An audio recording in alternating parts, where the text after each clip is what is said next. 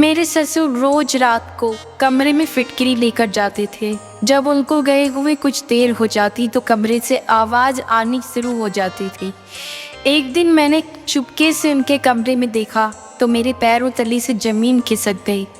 मैंने देखा कि वो लड़कियों को, मेरा नाम मेनका है, मेरी शादी अनुज से 2 महीने पहले हुई थी। मेरे ससुराल में सिर्फ मेरा पति और मेरे ससुर थे। मेरी सास का देहांत हुए 2 साल हो चुके थे। एक दिन मैंने उनसे कहा कि क्यों ना हम लोग माँ जी की याद में उनके नाम का एक स्कूल खुलवाएं, जिसमें हम गरीब बच्चों को शिक्षा दिलवाएंगे, जिससे हमें भी पुण्य मिलेगा और वो भी अनपढ़ नहीं रहेंगे। दरअसल मेरे ससुराल का गांव ज़्यादा बड़ा नहीं था और ज़्यादातर घर गरीब लोगों के ही थे। वहाँ पर सरकारी स्कूल ना होने की वजह से अक्सर गरीब बच्चे पढ़ाई नहीं कर पाते थे और किसी बड़े स्कूल में पढ़ने की उनकी हैसियत नहीं थी। तभी मेरी बातों से अनुज भी सहमत हो गए। अनुज सरकारी नौकरी करते थे और ज़मीन जायदाद भी अच्छी होने के कारण पैसों की कोई कमी नहीं थी। खैर ऐसे ही कुछ दिन निकले। आज रविवार का दिन था। अनुज भी घर पर थे, इसीलिए हम लोगों ने कहीं बाहर घूमने जाने की सोची। पिताजी से पूछा तो उन्होंने कहा कि मेरी तबीयत ठीक नहीं है, आप लोग चले जाओ, मैं शाम को अपने दोस्तों के साथ अनाथ आश्रम हो आऊँगा। हम लोगों ने खाना वगैरह खिलाकर घूमने चले गए। शहर की काफ़ी अच्छी जगह पर घूमने के बाद शाम को एकदम थक कर चूर हो चुके थे। पिताजी के लिए खाना बनाया और उन्हें खिलाकर मैं और अनुज सोने चले गए। हम लोगों ने खाना नहीं खाया क्योंकि पूरा दिन बाहर आज नमकीन और स्वीट खा खा कर पेट भर चुका था। ऐसे ही दिन निकलते गए। अब हमारा स्कूल भी पूरी तरह बनकर तैयार हो गया। आज स्कूल का उद्घाटन था। पिताजी को ले जाया गया और रिबन कटिंग करवाई गई।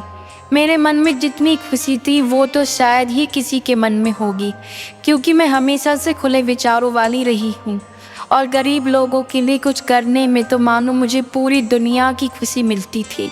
आज अनुज ने भी मेरा साथ देकर मुझे सुकून के वो पल दिए जिनका मुझे हमेशा से इंतज़ार रहता था।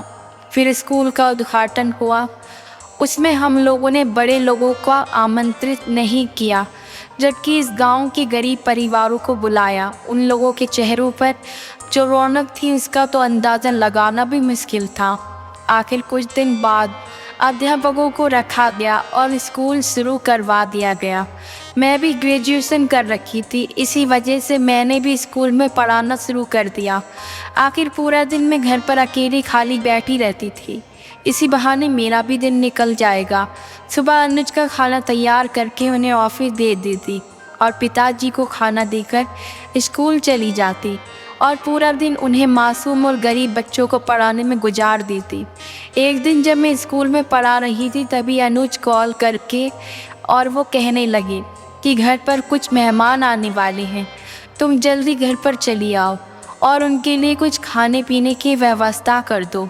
मैं जल्दी से घर गई और किचन के काम में लग गई। तभी पिताजी आए और वो कहने लगे कि क्या हुआ बहू, तुम आज जल्दी आ गई, सब खैर खबर है ना? मैंने कहा पिताजी सब ठीक है, बस वो अनुज के कुछ मेहमान घर पर आ रहे हैं। तभी मुझे जल्दी घर आना पड़ा ताकि मैं चाय नाश्ते की व्यवस्था कर सकूं। फिर पिताजी अपने कमरे में चले गए और थोड़ी ही देर बाद अनुज के साथ उनके कुछ दोस्त घर पर आए। अनुज ने कहा कि जब मैं मनाली में पढ़ाई करता था तब ये लोग मेरे क्लास में थे, हमारी काफ़ी अच्छी बॉन्डिंग थी। फिर जब मैं पढ़ाई करके यहाँ आ गया तो हमारी बातचीत होनी बंद हो गई। अब ये लोग यहाँ पर घूमने आए थे तो मुझे कॉल किया। मैंने फिर इन लोगों को हमारे घर पर इनवाइट कर लिया। उन लोगों ने चाय नाश्ता किया और कुछ देर बाद बातें करने के बाद चले गए। जैसे ही रात का समय हुआ हम लोगों ने खाना वगैरह खाकर सोने की तैयारी करनी थी। तभी मैंने देखा कि मेरे कमरे में पानी नहीं है, तो मैं पानी लेने किचन में आई। तभी मेरी नज़र पिताजी पर पड़ी। उनके हाथ में फिटकरी थी और वो अपने कमरे में चले गए। जब मैं पानी लेकर वापस आई तो मैंने देखा कि उनके कमरे से चिल्लाने की आवाज़ आ रही थी। मैं घबरा गई कि आखिर अंदर हो क्या रहा है। फिर मैंने सोचा कि ऐसे ही टीवी चल रहा होगा जिससे ऐसी आवाज़ आ रही होगी। मैं सोने चली गई। दूसरे दिन मैंने रात को देखा कि पिताजी आज फिर से हाथ में फिटकरी लिए अपने कमरे की ओर जा रहे हैं, और जैसे ही उन्हें गए हुए कुछ देर हुई तो मैंने देखा कि आज फिर से वैसी ही आवाज़ आ रही थी जैसे कल रात आ रही थी। अब ये मेरा वहम नहीं था, मुझे पक्का यकीन हो गया कि कुछ ना कुछ तो ज़रूर होता है अंदर। मैंने पूरी बात जानने के लिए खिड़की से झांकने की कोशिश की, लेकिन खिड़की बंद होने की वजह से मैं अंदर नहीं झांक पाई। लेकिन पिताजी की चिल्लाने की आवाज़ मुझे साफ सुनाई दे रही थी। मैं डर सी गई कि कहीं पिताजी कुछ मुसीबत में तो नहीं, लेकिन थोड़ी ही देर बाद देखा कि वो अपने कमरे से बाहर आए। मैं वहीं एक पर्दे के पीछे छुप गई, जिसकी वजह से वो मुझे देख नहीं पाए। वो किचन की तरफ गए और पानी पीकर वापस से अपने कमरे में आ गए। मैंने सोचा कि यह सब बात अनुज को बतानी चाहिए, लेकिन मैं कमरे में गई तो वो सो चुके थे। बेचारे पूरा दिन ऑफिस में इतना काम करते हैं, इसी वजह से शाम को बुरी तरह से थक जाते हैं। दूसरे दिन सुबह उठते ही मैंने अनुज को पूरी बात बताई। मैंने अनुज से कहा कि परसों रात को जब मैं पानी लेने किचन में गई थी, तब मैंने पिताजी के हाथ में फिटकरी देखी जो वो अपने कमरे में लेकर जा रहे थे। जब मैं पानी लेकर वापस आने लगी तो मैंने सुना कि पिताजी के कमरे से उनकी ज़ोर ज़ोर से चिल्लाने की आवाज़ आ रही है। मैंने उस दिन तो जैसे तैसे टीवी चलने का सोचकर बात को टाल दिया, लेकिन यही बात कल रात को भी हुई। तभी अनुज ने मुझसे कहा, तुमने मुझे उस टाइम क्यों नहीं बताया? मैंने कहा, मैं आपको आई थी बताने के लिए, लेकिन तब तक आप सो चुके थे। अनुज ने कहा, चलो हम पिताजी से पूछते हैं। तो मैंने अनुज को जाने से मना कर दिया और कहा कि हो सकता है उन्हें कोई दिक्कत हो, हमें ऐसे उनका मुंह पर जाके नहीं पूछना चाहिए जिससे उन्हें कोई शर्मिंदगी महसूस हो। पहले हम पूरी बात जान लें कि आखिर क्या कारण है। खैर, मैंने जैसे तैसे बात को टाल दिया और अनुज को ऑफिस भेज दिया। मैं भी स्कूल को चली गई, लेकिन स्कूल में आज मेरा पढ़ाई करवाने में बिल्कुल भी मन नहीं था। मेरे दिमाग में सिर्फ यही बात दौड़ रही थी कि आखिर पिताजी कमरे में करते क्या हैं।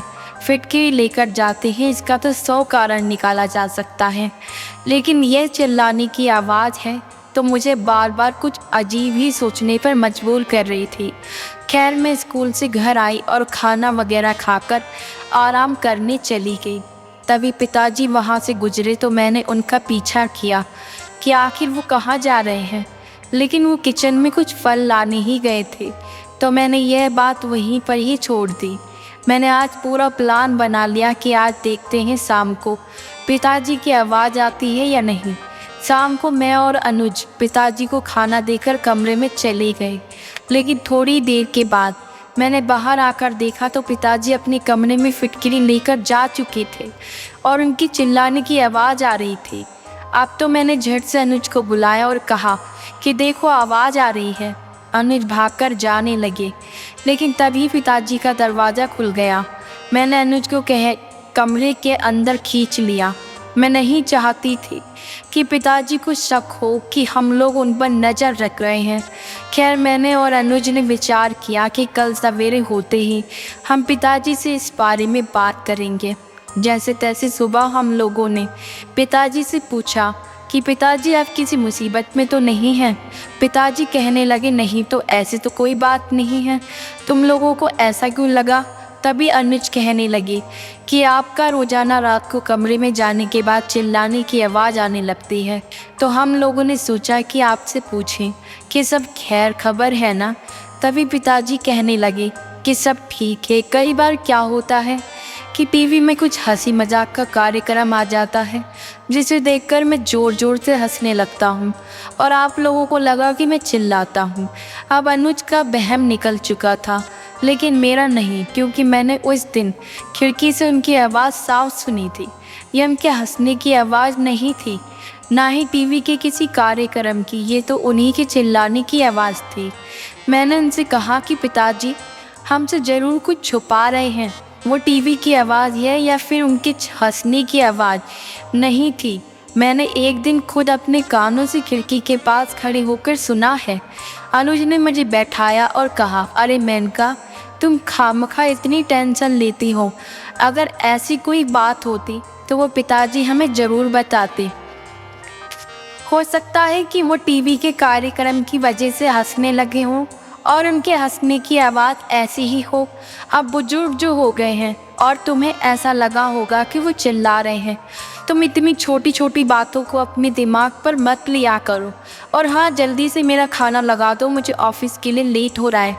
मैं बेमन से अनुज के लिए खाना लगाने लग गई, क्योंकि मेरा दिमाग तो रह रहकर इस बात पर जा रहा था कि पिताजी हमसे झूठ क्यों बोल रहे हैं और वो आखिर हमसे छुपा क्या रहे हैं। खैर, कुछ दिन ऐसे ही निकल गए। एक दिन मैं स्कूल में बैठी थी, तभी मेरी माँ का फ़ोन आया। उन्होंने कहा कि तुम्हारा भतीजा हुआ है, इसीलिए 2 दिन के लिए तुम यहाँ चली आओ। मैंने ये बात घर में आकर अनुज को बताई और कहा कि मुझे अपने मायके जाना है। तभी अनुज ने परमिशन दे दी और पिताजी से पूछा तो उन्होंने भी कहा कि तुम चली जाओ। मैं अपने मायके चली गई और वहाँ 2 दिन तक फंक्शन एंजॉय किया और सब लोगों से हंस खेल कर बातें की। इसी बीच में पिताजी की वो फिटकरी वाली बात पूरी तरह भूल चुकी थी। मैंने 2 दिन बाद वापस आने की तैयारी कर ली। अनुज मुझे लाने के लिए चले गए। चाय नाश्ता करने के बाद हम लोग मेरे मायके से निकल गए और यहाँ पर आ गए। यहाँ आकर मैंने देखा कि पिताजी अपने कमरे में थे। हमें आने में काफ़ी देर हो चुकी थी। अनुज नहाने चले गए और मैं खाना लगाने चली गई। तभी मैंने सुना कि आज फिर से उनके कमरे से आवाज़ आ रही थी। शायद पिताजी को पता नहीं लगा कि हम लोग आ गए हैं।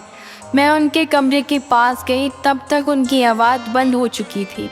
अब तो मुझे पूरा शक होने लगा था कि पिताजी कुछ न कुछ तो अंदर ज़रूर कर रहे हैं। मैंने अनुज को इस बार कुछ नहीं बताया, क्योंकि अनुज मेरी बातों पर विश्वास करने वाले नहीं थे। आखिर वो तो मुझे समझा कर बैठा देते थे और कहते कि तुम्हें वहम हुआ है। मैंने प्लान बनाया कि आखिर पता तो करूं ताकि पूरी सच्चाई सामने आए। मैंने दूसरे दिन सब जानने का सोचकर हम खाना वगैरह खाकर सो गए। दूसरे दिन मैंने सोचा कि आज मैं पिताजी के कमरे में छुपकर सब कुछ देखूंगी कि आखिर उनके कमरे में होता क्या है।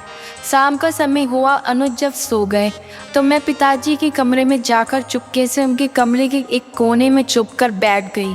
कुछ देर बाद जब पिताजी कमरे में फिटकरी लेकर आए तो मैंने देखा कि वो एक कपड़े में फिटकरी को डालकर एक भारी चीज़ से उसकी ठुकाई कर रहे हैं और उसे पीसकर एकदम से बुरादा जैसा बना लिया था।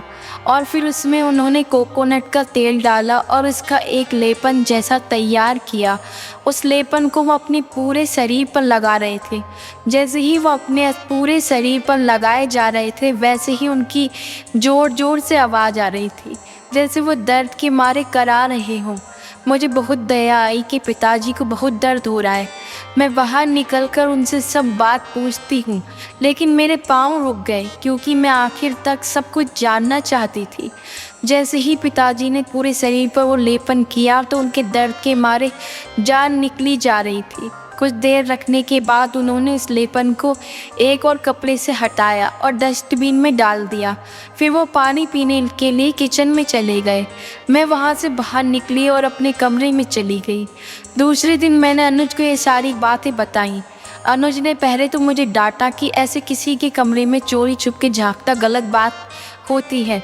मैंने कहा, अगर तुम्हें पूरा पता लगाना ही था तो मुझे भी तो बता देती, हम दोनों चलते। लेकिन मैंने अनुज को जैसे तैसे समझाया कि आपने पहले भी मेरी बात पर विश्वास नहीं किया था, आज मुझे समझा बुझाकर वहीं छोड़ देते। लेकिन जब तक मैं उनके कमरे में नहीं जाती तो हमें आखिर तक पता ही नहीं चलता कि पिताजी किस समस्या से जूझ रहे हैं। मैंने अनुज से कहा कि कोई तो बात ज़रूर है।